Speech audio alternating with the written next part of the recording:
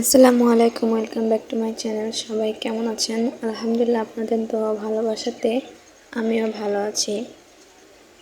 Fry প্যানটা বসিয়ে তেল দিয়ে দিলাম। তেলটা সামান্য গরম করে এর মধ্যে দিয়ে দিব পেঁয়াজ কুচি। পেঁয়াজ কুচিটা একটু ভেজে নিতে হবে ভালোভাবে। আজকে আমি আপনাদের সাথে শেয়ার করব লতি রান্না করে কিভাবে। সবাই কম বেশি পারি লতিটা রান্না করতে। এর মধ্যে দিয়ে দিলাম একটি তেজপাতা মাঝখান থেকে চিড়ে, দিয়ে দিব পরিমাণ মতো আদা রসুন বাটা, কাঁচামরিচ কুচি। আদা রসুনের গন্ধটা যাওয়ার জন্য সামান্য পরিমাণে ভেজে নিতে হবে। এটা আমি প্রত্যেকটা ভিডিওতেই বলি। যারা আমার ভিডিওগুলো কন্টিনিউ দেখেন, প্রতিনিয়ত দেখেন, তারা সবাই জানেন।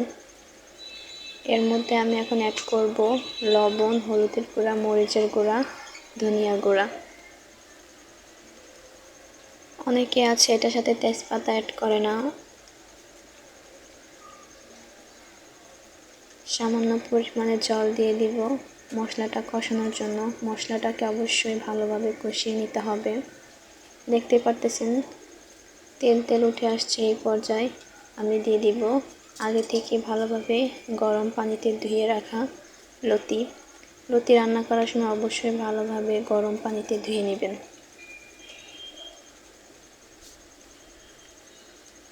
লতিটা ভালোভাবে কষিয়ে নিতে হবে। ঢাকনাটা উঠিয়ে এরপরে দেখতে হবে লতিটা কীরকম হয়েছে। দেখতে পারতেছেন তেল তেল বেরিয়ে এসেছে।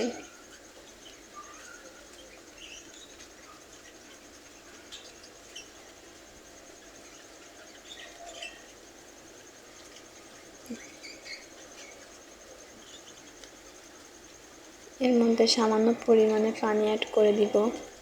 পানিটা যখন অ্যাড করবেন অবশ্যই গরম পানি অ্যাড করবেন, ভুলেও ঠান্ডা পানি অ্যাড করতে যাবেন না। যারা আমার ইউটিউব চ্যানেলে নতুন তারা সবাই আমার চ্যানেলটিকে সাবস্ক্রাইব করে আমার পাশে থাকবেন। নতুন নতুন ভিডিও পাওয়ার জন্য অবশ্যই আমার চ্যানেলটি সাবস্ক্রাইব করে রাখবেন।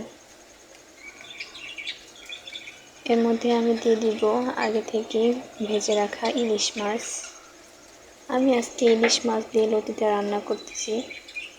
অনেকে লতিটা শুটকি দিয়ে রান্না করে, অনেকে অনেকভাবে রান্না করে, শুধু লতিও রান্না করে।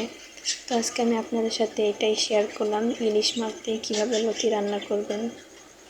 আমার রান্নাটা প্রায় শেষের দিকে। এর মধ্যে আমি দিয়ে দিব আস্ত রসুন কুচি। রসুন কুচিটা স্কিপ করলেও পারেন, যেহেতু আদা রসুনের সাথে দিয়ে দেওয়া হয়, কিন্তু আমার এইভাবে আস্ত রসুনগুলো দিলে খেতে বেশ ভালো লাগে। ধন্যবাদ আমার ভিডিওটি দেখার জন্য। অবশ্যই আমার চ্যানেলটিকে সাবস্ক্রাইব করে আমার পাশে থাকবেন। আসসালামু আলাইকুম এভরিওয়ান।